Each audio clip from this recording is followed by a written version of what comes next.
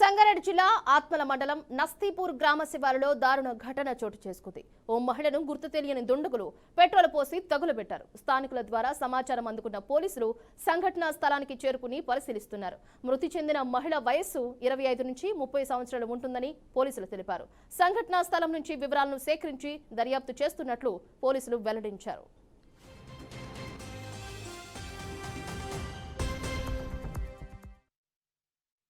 Village శివార్లో ఒక unknown female dead body దొరికినది. ఆమె కాలిపోయిన స్థితిలో ఉంది.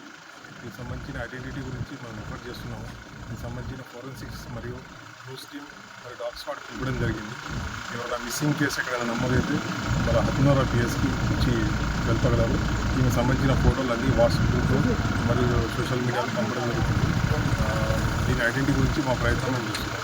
నస్తీపూర్ విలేజ్ శివార్లో అన్నోన్ ఫీమేల్ డెడ్ బాడీ దొరికినది. ఆమె కాలిపోయిన స్థితిలో ఉంది.